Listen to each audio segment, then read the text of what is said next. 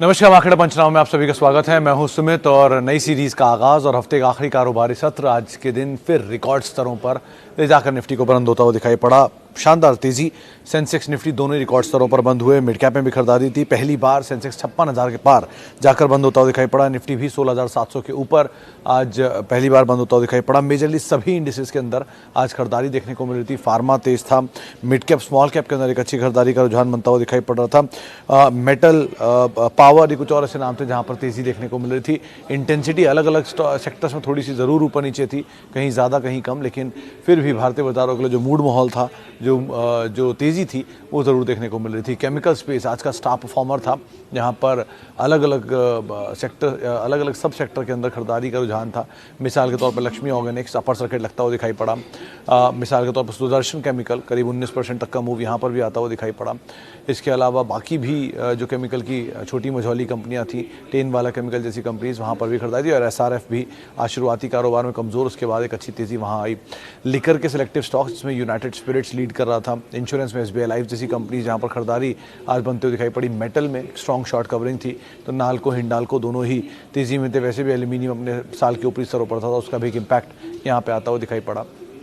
तो बहुत सारे स्टॉक्स इंडिविजुअली जहाँ पर तेज़ी थी। बिकवाली थोड़ी बहुत फाइनेंशियल में सिलेक्टिव, जैसे कि AU small finance bank last hour में एकदम से टूटा, 5-6% की बिकवाली वहाँ पर आते हुए दिखाई पड़ी। लेकिन बाकी तो मार्केट्स के अंदर आज फिर भी एक सपोर्ट था। मतलब मिड कैप स्मॉल कैप में आपके पोर्टफोलियो में अगर कुछ शेयर हैं तो ज़रूर शायद आपको बैटरी साइड पर परफॉर्म करते हुए दिखाई पड़ेंगे, वहाँ उतना इम्पैक्ट नहीं भी होगा। तो ओवरऑल अच्छा एक मूव मार्केट के अंदर आज बनता दिखाई पड़ा। और हाँ, जो रिकॉर्ड तेज़ी का सिलसिला है वो मार्केट के अंदर अभी बना हुआ है। पूरा हफ्ता शानदार रहा। जिस पूरे हफ्ते के दौरान ही निफ्टी में जो मूव रहा वो करीब पूरे हफ्ते में मेजरली, माफ़ कीजिएगा, इंडेक्स के अंदर जो मूव था उसमें Hindalco, Bajaj Finserv, Adani port, HDFC life, ONGC, ये कुछ ऐसे नाम थे जहाँ पर एक स्ट्रॉन्ग परफॉर्मेंस आते हुए दिखाई पड़ी। मिड कैप में से NALCO, Adani power, IDFC, M&M financial, Mindtree, ये कुछ ऐसे नाम थे जो इस हफ्ते एक अच्छी तेज़ी के साथ बंद होते हुए दिखाई पड़े।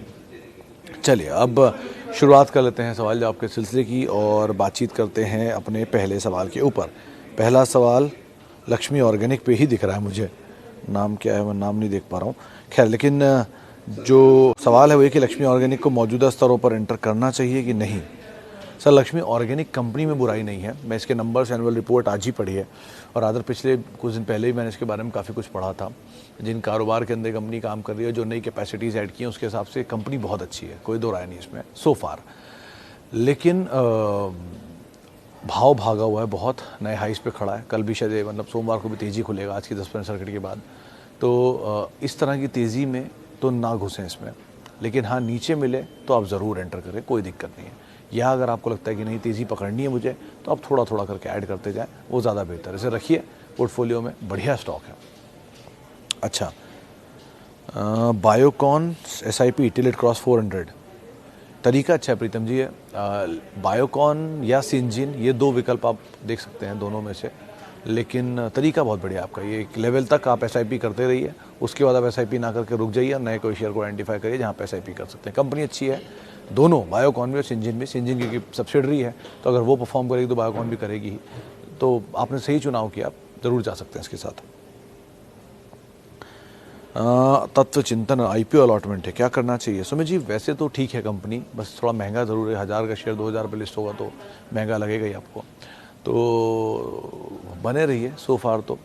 और अगर आपके पास टाइम ज़्यादा नहीं है तो आप ये कर सकते हैं कि कुछ पैसा लेकर एटलीस्ट निकल जाएं। कॉस्ट को आप निकाल लें, प्रॉफिट को आप छोड़ दें। फ्री के शेयर आप फिर जब तक चाहें होल्ड करें, कोई दिक्कत नहीं है।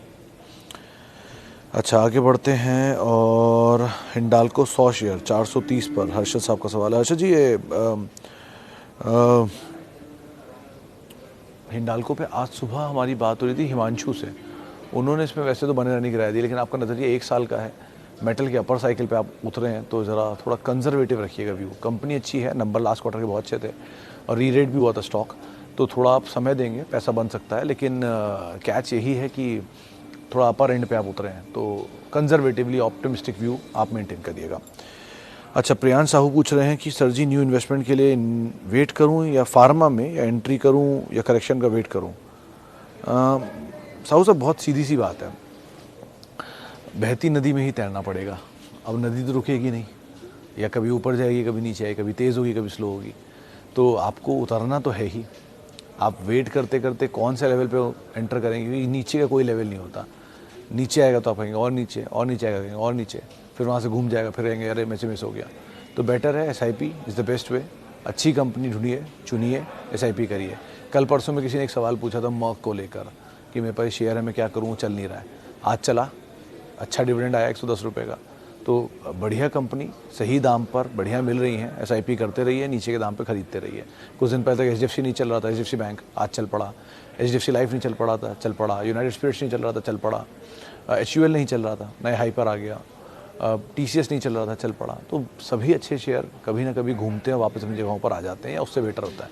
ऑब्वियसली बात है, वो लेवल नहीं दिखाएंगे जो 2 साल पहले, 10 साल पहले था, क्योंकि वहाँ से वो कंपनी ग्रो कर चुकी है, उसका प्रॉफिट ग्रो कर चुका है। तो अब वो लेवल नहीं दिखता है। तो आप कहाँ नीचे कोई नहीं जानता। बेटर है स्टे इन्वेस्टेड, किसी फॉल में स्टे इन्वेस्टेड, घबराएं नहीं, बढ़िया कंपनी के साथ बने रहें।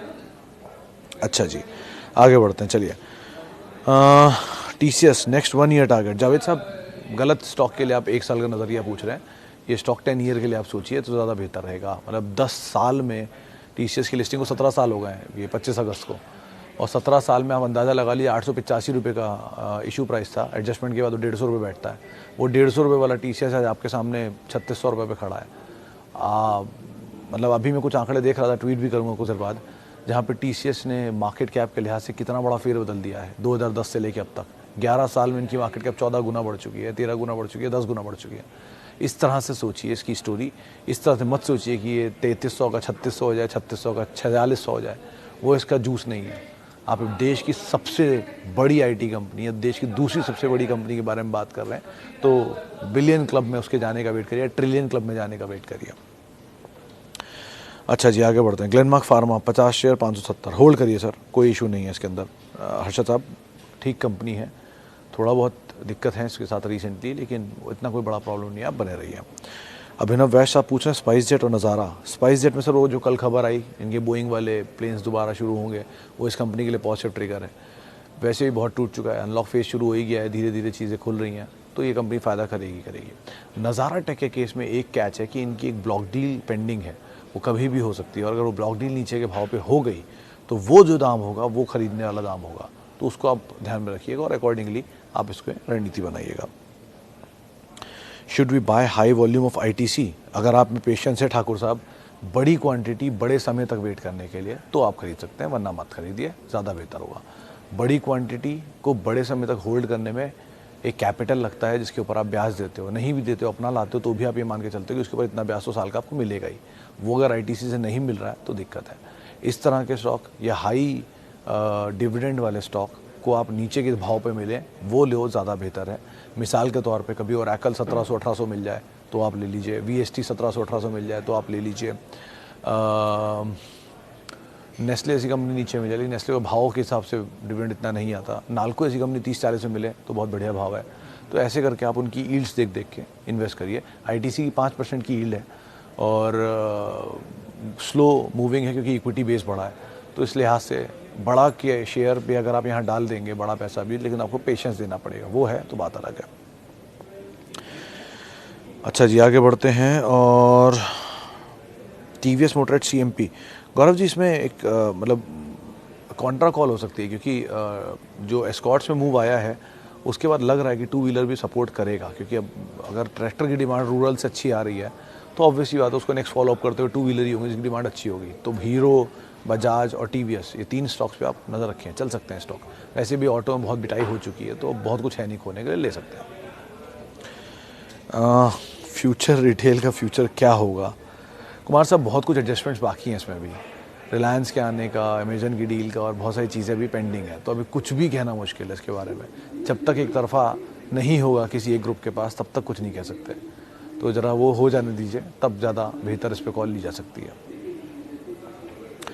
अच्छा जी, आगे। और MRF और बालकृष्ण जावेद साहब, बालकृष्ण की वजह है दोनों ऐसे कंपनी अच्छी है। MRF भी दिग्गज अपने स्पेस में सेक्टर है कि मेगा कंपनी है, और बालकृष्ण अपने सेगमेंट में 56 इंच के टायर में, बड़े वाले टायर्स में, हेवी ट्रक्स के लिए, उसमें अग्रणी कंपनी है। MRF थोड़ा भागा हुआ शेयर है, बहुत ज़्यादा महंगा शेयर है तो बड़ा कैपिटल आपको देना पड़ेगा, डिप्लॉय करना पड़ेगा। स्टेबल दोनों ही है। बालकृष्ण का कारोबार विदेशों में है अच्छा, MRF का इंडिया भी है, माइल्ड एक्सपोर्ट भी है, लेकिन बालकृष्ण में फिर भी वैल्यू थोड़ी ज़्यादा दिख रही है, तो आप वहाँ पर एक बार को पैसा डाल सकते हैं। L&T इन्फोटेक 4000 में 10 शेयर, टाटा एलेक्सी 3500 में 20 शेयर। लॉन्ग टर्म व्यू दोनों में बने रही है मनीष जी, एलेक्सी में भी और L&T इन्फोटेक में भी। और कभी किसी बुरे दौर में आपके भाव से नीचे मिल जाए तो आप इन्हें ऐड भी कर सकते हैं, दोनों कंपनियों, कोई दिक्कत नहीं, दोनों में बहुत स्टीम बाकी है अभी। अच्छा जी, आगे बढ़ते हैं। टाटा मोटर 315 के 100 शेयर हैं, क्या करूं?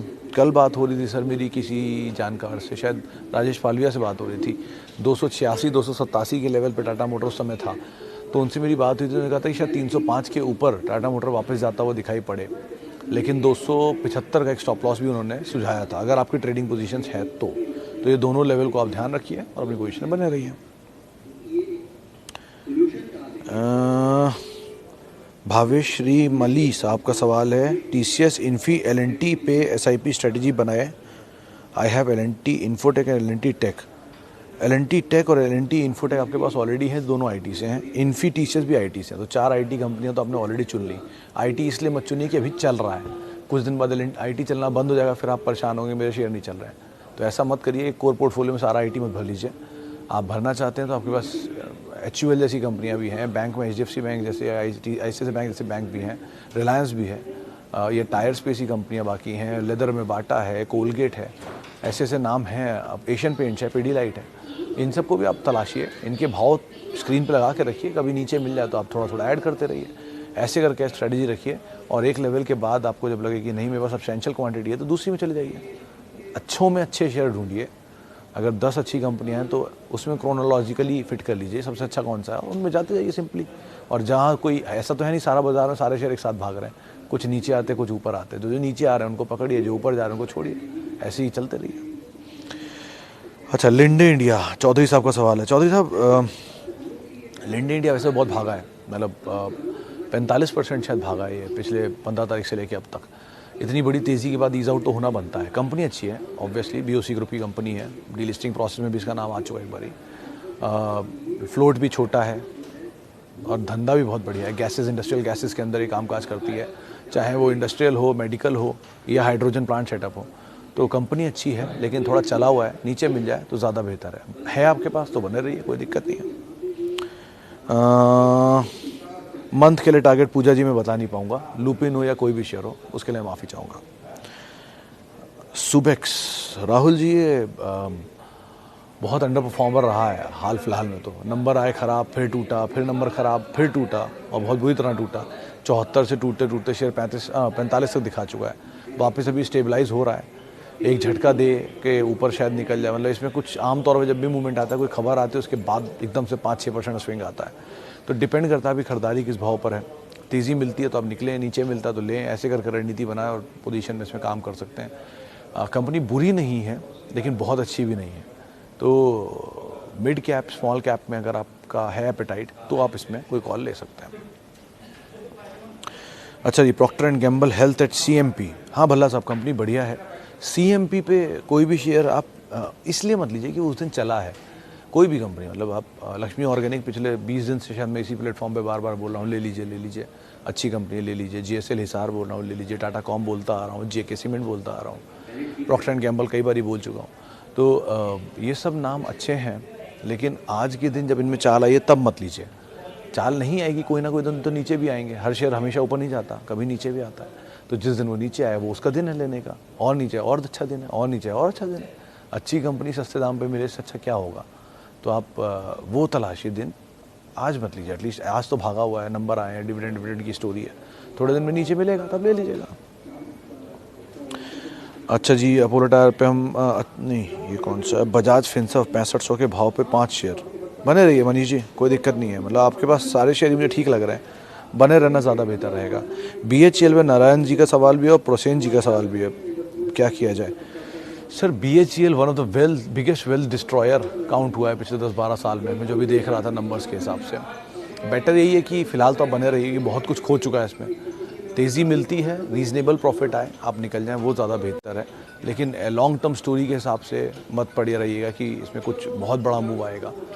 क्योंकि बेस बड़ा है इक्विटी का, एक दूसरा ऊपरी लेवल पर सरकार की तरफ से OFS ना आ जाए, दूसरा ये बड़ा रिस्क है। तो मे बी मतलब जैसे स्टोरी डेवलप हुई है सेल की, वैसी शायद BHEL की भी हो, और अगर वो डेवलप होती है 100 रुपये के आसपास कहीं मिल जाए तो आप एक बार को एग्जिट कर सकते हैं उस समय पर, और फिर नीचे दोबारा एंट्री कर सकते हैं। अकॉर्डिंगली आप इसमें प्ले करिए, या उस समय आप दोबारा सवाल पूछ सकते हैं क्या किया जाए, तो उस सिनेरियो के हिसाब से कॉल ली जाएगी। चलिए, अच्छा एक और सवाल ले लेता हूँ। FL इंडिया में कि जी 2 दिन से लगातार इसमें सर्किट ही लग रहे हैं, कल भी लगा और आज भी सर्किट है। वो 1 पे 5 शेयर का स्प्लिट जो है उसके बाद इसमें सर्किट लगते हुए दिखाई पड़े हैं। तो फिलहाल तो स्टोरी अनफोल्ड हो रही है जिसकी वजह से तेज़ी है, और फिर वही बात है यहाँ पर कि आप जो चीज़ चल रही है उसको पकड़ने की कोशिश मत करिए, वो चलते चलते फंसा देगी। जो नहीं चल रहा है वही स्टॉक तो आप ले लीजिए, ज़्यादा बेहतर है। हर स्टॉक के बुरे टाइम में खरीदारी करिए, अच्छे टाइम में बिकवाली करिए। इस तरह की रणनीति रखिए, नहीं नुकसान होगा या कम नुकसान होगा। तो FL इंडिया इसलिए मत लीजिए कि अब चल रहा है या स्प्लिट आने वाला है, कभी नीचे मिल जाए यही स्टोरी तब भी रहेगी, तब ले लीजिएगा। अच्छा जी, अपोलो टायर में एंट्री लेवल, ये थोड़ा मुश्किल है कहना कि अपोलो टायर में एंट्री लेवल का है। वैसे मेरे हिसाब से आप थोड़ा थोड़ा एंट्री यहाँ से करना शुरू कर सकते हैं। बहुत दिन हो गए इसमें पूरे ऑटो एंसिलरी स्पेस में बिकवाली के, तो यहाँ थोड़ा बहुत आप पैसा ले सकते, मतलब थोड़ा बहुत पैसा इसमें डाल सकते हैं। दिनेश सोलंकी साहब का सवाल है, लक्ष्मी ऑर्गेनिक में पैसा कमाया। बहुत बहुत शुक्रिया सोलंकी साहब, लेकिन लक्ष्मी ऑर्गेनिक में भी बहुत सारी स्टीम बाकी है। आपने इसे भले बेच दिया वो बात अलग है, अच्छा मुनाफा मिल गया वो भी बात अलग है, लेकिन बहुत स्टोरी इसमें बाकी है। आप ऐसे समझ लीजिए पिछले साल इस कंपनी ने 120 करोड़ रुपए का मुनाफा कमाया था, इस साल इस कंपनी ने एक तिमाही में 110 करोड़ का मुनाफा कमा डाला। तो अभी कितना मुनाफा ये और इस साल में कमाने वाली है और कितना पोटेंशियल बाकी है वो आप इससे अंदाज़ा लगा सकते हैं। अच्छी कंपनी है। जो मार्जिन इसने पिछले 5-1 साल में नहीं किए, 10% के मार्जिन में चलती थी, पहली बार इस क्वार्टर में 20% के मार्जिन आए, तो नंबर बहुत स्ट्रांगली टर्न अराउंड हुआ है। इसमें बहुत स्ट्रॉन्ग पोटेंशियल बाकी है। आप उस हिसाब से इसमें कॉल लीजिए, वो ज़्यादा बेहतर है। आप अभी तो ना पछताएं, बढ़िया है, वीकेंड निकल गया, कल परसों नरसों अगले हफ्ते में कहीं नीचे मिल जाएगा तो आप फिर से एंट्री कर सकते हैं, कोई दिक्कत नहीं है इसमें। चलिए, फिलहाल अब इतने ही सवालों को मैं शामिल करूंगा। माफ़ी उन सभी लोगों से जिनसे आज हम बातचीत नहीं कर पाए, और बहुत बहुत शुक्रिया उन सभी लोगों का जिन्होंने हमसे सवाल पूछे। कल है वीकेंड, ध्यान से अपने वीकेंड को एंजॉय करें। बढ़िया मंडे को मिलेंगे आपसे फिर से, नया मंथ भी शुरू होगा, ऑटो सेल्स के नंबर भी होंगे, बहुत कुछ होगा, तो उसके हिसाब से हम अगले हफ्ते में नई रणनीति बनाएंगे। तब तक के लिए आप मेरे साथ जुड़ सकते हैं। @Sumit Research मेरा ट्विटर हैंडल है। नमस्कार।